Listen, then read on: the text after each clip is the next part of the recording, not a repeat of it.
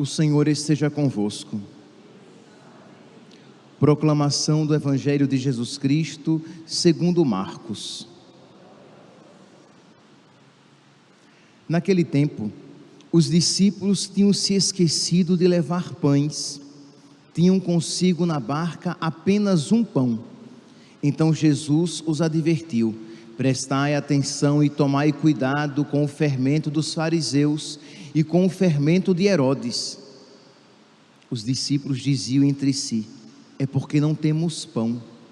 Mas Jesus percebeu e perguntou-lhes: por que discutis sobre a falta de pão? Ainda não entendeis nem compreendeis? Vós tendes o coração endurecido? Tendo olhos, vós não vedes, e tendo ouvidos, não ouvis? Não vos lembrais de quanto reparti 5 pães para 5.000 pessoas? Quantos cestos vós recolhestes cheios de pedaços? Eles responderam: 12. Jesus lhes perguntou: e quando reparti 7 pães com 4.000 pessoas, quantos cestos vós recolhestes cheios de pedaços? Eles responderam: 7. Jesus disse: e vós ainda não compreendeis? Palavra da salvação.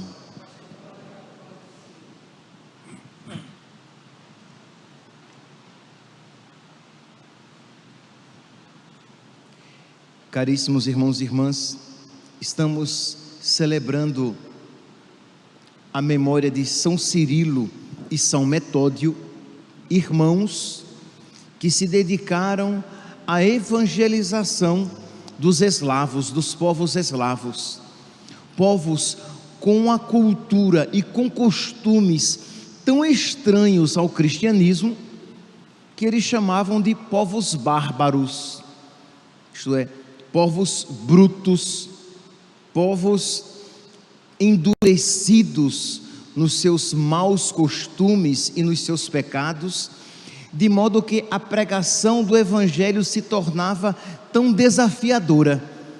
Como converter essas pessoas para Cristo?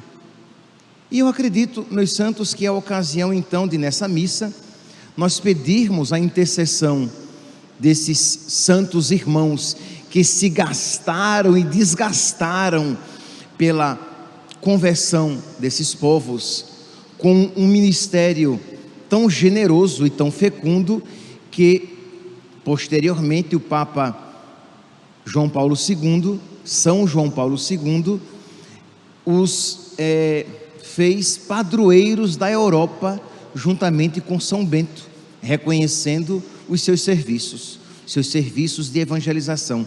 Pois bem, então acredito ser importante que nós peçamos a intercessão desses santos evangelizadores pela nossa evangelização, porque, meus santos, não é exagero dizer que nós nos encontramos, depois de tantos séculos após a conversão desses eslavos, nós nos encontramos, nós agora, não apenas os povos eslavos, mas todo o Ocidente, nós nos encontramos novamente com povos bárbaros, isto é, povos, países, com costumes tão estranhos ao Evangelho, e com um coração tão endurecido para a mensagem de Cristo, porque é verdade, os povos eslavos eram pagãos, os povos eslavos eram bárbaros, mas Deus, a realidade religiosa, a religião, era um valor para esses povos eslavos. Mas nós, meus santos, hoje vivemos num mundo em que Deus e a religião têm pouco valor, em que muitas vezes são encarados como histórias da carochinha, como um folclore, como um dado cultural, mas não com o peso que merece ter, isto é, do Deus que existe e que espera de nós uma resposta, que espera que nós o abracemos com toda a nossa vida e com todo o nosso coração. Pois bem, então, que nós tenhamos em mente na missa de hoje essa necessidade. E aqui, quando eu falo de rezar pelo Ocidente, que se tornou bárbaro, que se tornou avesso ao cristianismo, avesso ao evangelho, nós não precisamos ficar pensando em países distantes em que a fé está tão fria. Na Alemanha, na Suécia, na Finlândia, e em tantos outros países da Europa. Mas pensemos nas nossas famílias, quando temos parentes que são avessos à religião, quando os seus filhos, quando os nossos filhos são tão frios para Deus, e quando no nosso coração nós percebemos essa indiferença para com Deus e para com a sua vontade, acolhendo Deus novamente, cada um à sua maneira, mas tentados a acolher Deus como um dado cultural, acolhendo Deus naquilo que me agrada, deixando Deus intervir na minha vida, deixando que Deus intervenha na minha história, até aquele ponto que eu lhe permito, mas não permitindo que Deus seja Deus na minha vida e na minha história. Isto é, de alguma maneira, a palavra que nós ouvimos aqui de nosso Senhor, quando Ele pergunta, noutro contexto, é verdade, mas quando Ele pergunta aos apóstolos: vós tendes o coração endurecido? Essa pergunta que Jesus faz aos apóstolos, de alguma maneira, ela se aplica também a nós.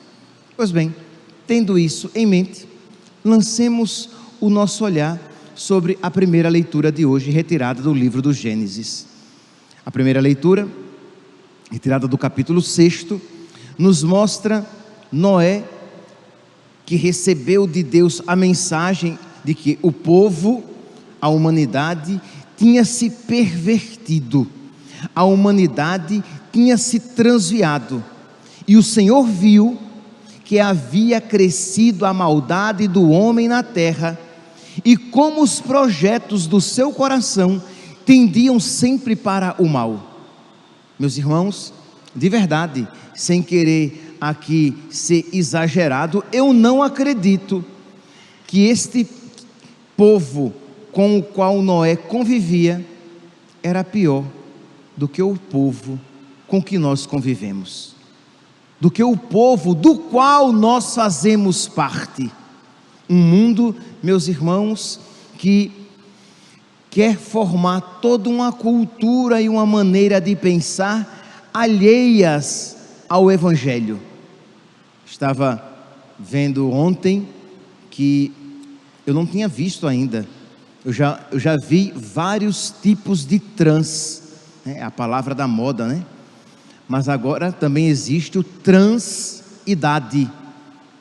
Então, um homem com seus 50 anos, casado, com filhos pequenos até, mas ele resolve que ele é uma menina com 7 anos de idade, uma transidade, e ele abandona a família para ser cuidado por pessoas que fomentam esta loucura, e está ele de fralda e chupeta, porque é uma menina de 7 anos de idade.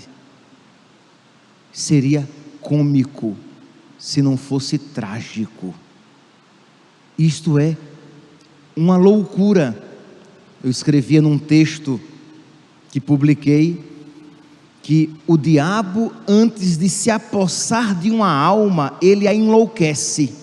Isso dizem muitos exorcistas, que antes de uma pessoa estar possessa pelo diabo, ela começa a enlouquecer na sua vida diária. Uma loucura, digamos, provocada pelo próprio diabo. Mutatis mutandis, mudando aquilo que deve ser mudado.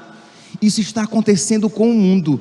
Antes deste mundo ser apossado, antes do anticristo tomar posse deste mundo, este mundo começa a virar de pernas para o ar. Esse mundo começa a enlouquecer. E nós vemos e dizemos: eu não acredito que as pessoas não estão vendo que isso é loucura, que isto é um desatino, que isso não tem lógica, e que isso não vai dar certo, que o fim disso será a catástrofe, a destruição.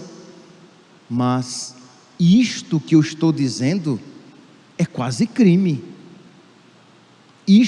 Por isto que eu estou dizendo, quem sabe posso até ser processado, porque eu estou olhando para a grama e dizendo: a grama não é azul, a grama é verde. Mas há quem acredite e queira que todos aceitem isto, que a grama é verde, é rosa, é lilás, mas não é verde. Isto é, aquilo que está diante dos meus olhos, aquele homem de 50 anos, não é uma menina de 7, e está de fralda e chupeta, é ridículo. Entende, meus santos? Mas é um mundo, aqui eu dei apenas um exemplo.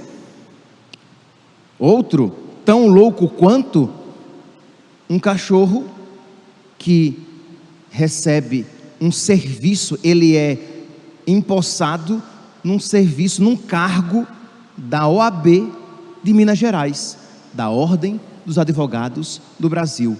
Um cachorro. E a pessoa que isso apresenta como se fosse a coisa mais bela e evoluída do mundo. É risível, mas é de chorar, porque para onde estamos caminhando? Pois bem, então o Senhor viu que havia crescido a maldade e a loucura no mundo, e Deus se arrependeu de ter criado o mundo. É uma linguagem metafórica para tentar expressar a tristeza de Deus diante do mal no mundo. E eu repito e continuo: se Deus se entristeceu com a maldade do mundo no tempo de Noé, quão entristecido não está o coração de Deus com a maldade do mundo, com a nossa maldade nos tempos atuais. E Deus então resolve, para recomeçar a criação, como que uma recriação, Deus diz a Noé que enviará o dilúvio e que ele prepare, que ele construa uma arca, uma grande arca. Deus diz até as medidas da arca, como os cômodos, os compartimentos, as partições que devem ter aquela arca, para que os casais de todos os animais, macho e fêmea, fossem colocados na arca, os filhos de Noé com as suas esposas que tivessem lugar naquela arca, e os mantimentos para os animais e para eles, para durante todo aquele tempo, porque diz a palavra de Deus que choveu durante 40 dias e 40 noites. Então, durante todo aquele tempo, para que eles pudessem subsistir, sobreviver na arca. E aqui, meus irmãos, nós podemos imaginar que Noé disso sabia e começou a construir a arca, e as pessoas que dele zombavam: louco, deslocado, desequilibrado, que história é essa que virá um dilúvio? E as pessoas zombavam da sua atitude, porque ele resolveu viver a sua vida fundamentado na palavra de Deus, a partir daquilo que Deus lhe havia falado. E diz, se vocês pegarem lá o livro do Gênesis, que diz que ele constrói a arca, ele começa a untar a arca com betume, para que ela não para que não entrasse água na arca. Então podemos imaginar, né? Ele untou a arca ele fez a arca com madeira resinosa e a untou com betume por dentro e por fora.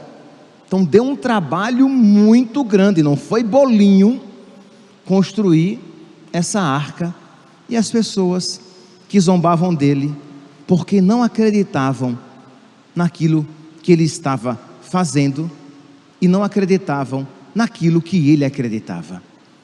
Vamos agora, mutatis mutandis, mudando aquilo que deve ser mudado, apliquemos isso para a nossa vida.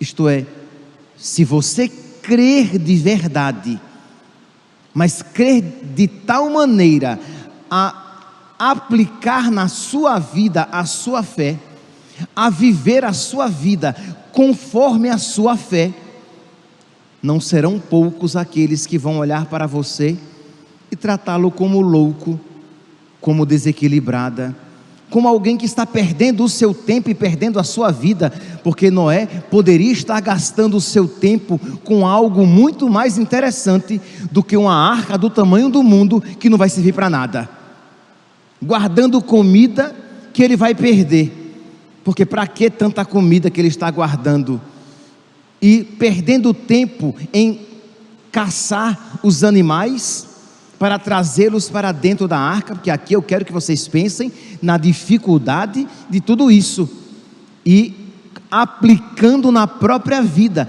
Ser fiel à vontade de Deus é exigente. Adequar a própria vida à vontade de Deus é algo que requer um empenho da nossa parte. O problema é que nós queremos tudo muito fácil, queremos tudo na boca. Nós nos esquecemos que nosso Senhor disse que esforçai-vos para passar pela porta estreita. Nós nos esquecemos daquilo que o Senhor disse no Evangelho de São João: esforçai-vos pelo alimento que não se perde. Nós nos esquecemos daquilo que o Senhor nos disse, que só os violentos alcançarão o reino dos céus. Isto é, aquele que está disposto a fazer violência a si mesmo, à sua vontade, porque, meus santos, facilmente nós nos perderemos. O Senhor fala que nós precisamos nos empenhar, nos dedicar, e neste sentido, a figura de Noé aqui é uma figura exemplar para nós, mas as chacotas dos seus concidadãos, dos seus contemporâneos, é também um exemplo da chacota que nós podemos ouvir no mundo atual, de pessoas que desprezam, que ridicularizam a nossa fé, e quantos desanimam por causa disso. Então aqui, meus irmãos, nós precisamos pedir a Deus que nos conceda a perseverança, que nos conceda a fortaleza, que nos conceda a graça de continuar, de nós não nos cansarmos de fazer o bem, como aconselha São Paulo: não vos canseis de fazer o bem, porque começar bem é fácil, continuar bem e terminar bem é diferente. Então, que nós tenhamos começado uma boa obra, ok, mas será salvo quem perseverar até o fim, diz o Senhor. Pois bem, então está ali Noé se gastando e as pessoas rindo da sua atitude, não da sua loucura. E eu dizia que isso de alguma maneira se aplica ao mundo atual. As pessoas riem da nossa fé. E aqui, meus santos, quando eu aqui, e é sempre bom enfatizar, quando eu dou um exemplo drástico das pessoas lá fora, nós não podemos esquecer de que existe um homem velho dentro de nós, que tende a rir da fé. Isto é, quando a palavra nos é proclamada, quando a homilia ela é feita, existe um homem velho, uma mulher velha dentro de nós, que não querem levar a sério esta palavra, que querem interpretá-la como um exagero retórico da parte do padre, ou um exagero histórico. Isso aqui antigamente era aplicável, hoje em dia não. Então cuidado para nós, sem percebermos até, não estarmos rindo da palavra de Deus, e com isso, rindo, caminhando para a própria condenação. Eu já aqui falei para vocês a respeito daquele conto do palhaço, que o filósofo Kierkegaard conta, está no livro, o Papa Bento XVI, no livro Introdução ao Cristianismo, logo no capítulo 1, ele conta a respeito disso. Ele nos relata este conto. Ele diz que um circo itinerante para numa cidade da Dinamarca e anuncia que vai ter espetáculo, e todos os participantes, os componentes do circo começam a se aprontar, mas um incêndio grande acontece no circo, e ele vai, por causa do vento e do mato seco, era verão, por causa do vento, aquele fogo estava indo para a cidade, e o diretor do circo quem ele encontra primeiramente é o palhaço, que já está maquiado, já está vestido de palhaço, mas é quem ele encontra, e o diretor do circo diz: corre, vai para a cidade e avisa que o incêndio está chegando. E diz que o palhaço, é claro, imagine se ele ia tirar a roupa de palhaço, tirar a maquiagem de palhaço, para anunciar aquela tragédia que se aproximava. O palhaço corre, quando chega à cidade, o palhaço grita, dizendo que o fogo, que um incêndio aconteceu no circo e estava chegando na cidade, e as pessoas riem e acham interessante aquela apresentação do palhaço. Era marketing. Não, deve ser marketing. Ele está fazendo isso para que nós acreditemos, e à noite nós todos estejamos lá no espetáculo. E quanto mais o palhaço tentava convencê-los, mais eles riam. E diz aqui, mas, escreve o Papa Bento XVI, mas os habitantes viram nos gritos do palhaço apenas um belo truque de publicidade, que visava levá-los em grande número às apresentações do circo. Aplaudiam e morriam de rir. Como é engraçado, mas não é crível. Como é bonito, né? Como ele interpreta bem, mas não é factível. Isso que ele está dizendo não deve ser levado a sério. Podemos até admirar, podemos até achar interessante os seus recursos retóricos, a sua eloquência, a sua arte, mas não colocá-la na prática da vida. E diz aqui que o palhaço fez de tudo para convencer as pessoas de que não se tratava de uma representação, de que não era um truque, e sim um apelo da maior seriedade. Tratava-se realmente de um incêndio, mas a sua insistência só fez aumentar os risos. Achavam excelente a sua performance, até que o fogo avançou e de fato chegou à vila. E aí já era tarde, e o fogo acabou destruindo não só o circo, como todo o povoado. Então, às vezes, meus santos, os sacerdotes, os ministros de Cristo, são como que esse palhaço. As pessoas veem, podem até admirar alguns aspectos da sua performance, mas não levam a sério a palavra de Deus. Quando os sacerdotes dizem, fundados na palavra de Cristo, que um dia nós seremos julgados, pelas nossas escolhas.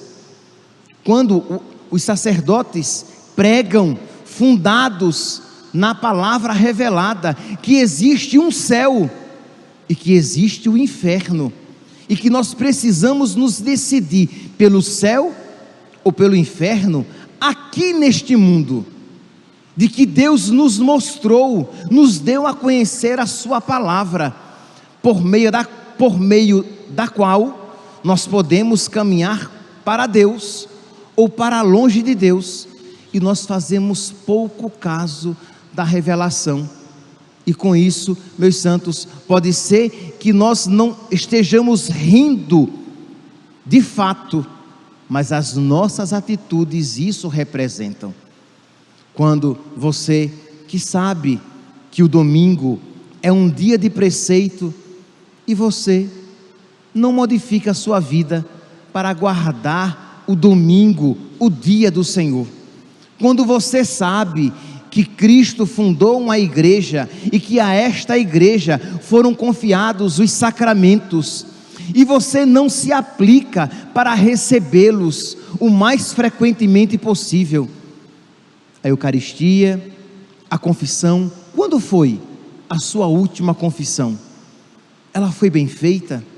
Será que você tem feito uso das armas espirituais que Deus lhe concedeu?